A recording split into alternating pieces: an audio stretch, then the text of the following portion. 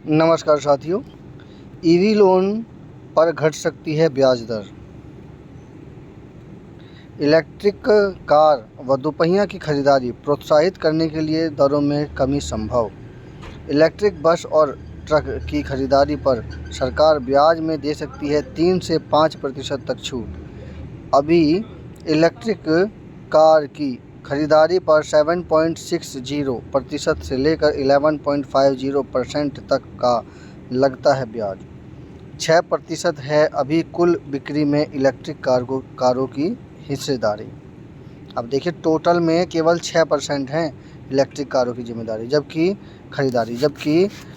Electric car पूरी तरह से सेफ़ हैं और काफ़ी ज़्यादा फ़ायदेमंद होती है, लेकिन 6% है। कारण है कॉस्ट बहुत ज़्यादा है, हर कोई आदमी वहाँ तक नहीं पहुँच पा रहा। सस्ती या मिडिल क्लास फैमिली तक अभी तक अगर लॉन्च भी हो रही हैं तो पब्लिक वहाँ तक नहीं पहुँच पा रही है, और जितनी भी हैं जो कारें हैं वो काफ़ी ज़्यादा कॉस्टली हैं।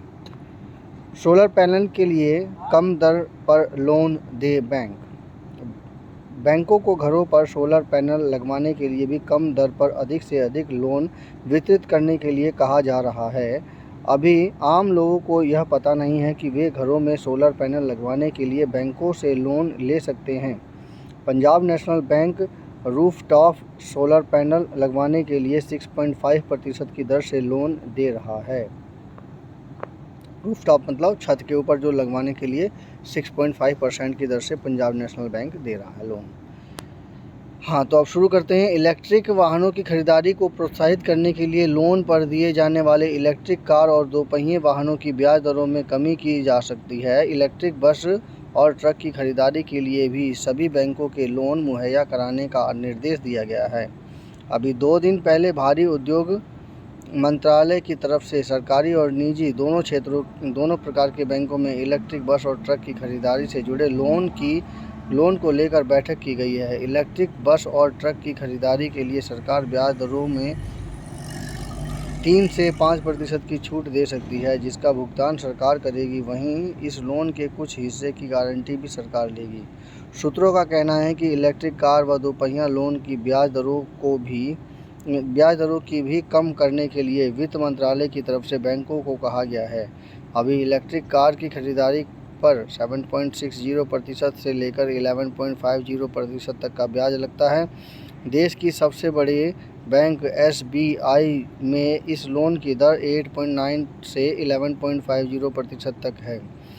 इलेक्ट्रिक दोपहिया वाहनों पर लोन की दर 10 से लेकर 20% तक है। हालांकि इलेक्ट्रिक कार और दोपहिया वाहन के लोन की ब्याज दरों को कम करने का फैसला पूरी तरह से बैंकों पर निर्भर है। पश्चिमी एशिया संकट को देखते हुए अभी पेट्रोल और डीजल की किल्लत कायम रहने की आशंका जताई जा रही है। ऐसे में सरकार पेट्रोल और डीजल के वैकल्पिक साधन को अधिक से अधिक प्रोत्साहित करना चाहती है, इसलिए बैंकों को इनके लोन की दर कम करने के लिए कहा जा रहा है।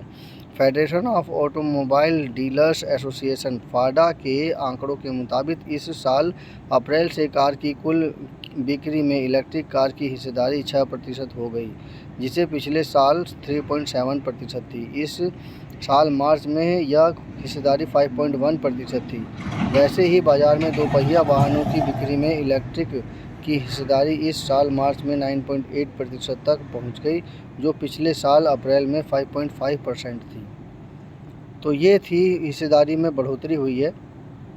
और सच बताऊं तो अभी इलेक्ट्रिक कार को एक नॉर्मल इंसान यानी मिडिल क्लास फैमिली यही नहीं पता कर पा रही कि ये इलेक्ट्रिक कार कहाँ से मिलेगी और कैसे मिलेगी।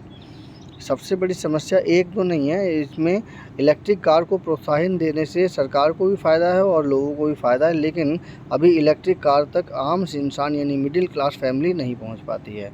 जबकि BYD की खूबी यही थी कि उसने मिडिल क्लास को प्रभावित किया था और मिडिल क्लास के हाथ में उसने कार पहुँचाई थी।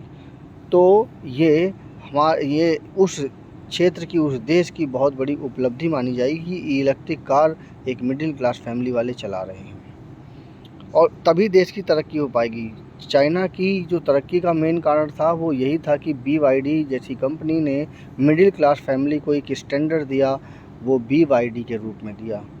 तो मैं समझता हूँ कि ये जो लोन है वो एक बेहतरीन तरीके से फ़ायदेमंद होगा पब्लिक के लिए।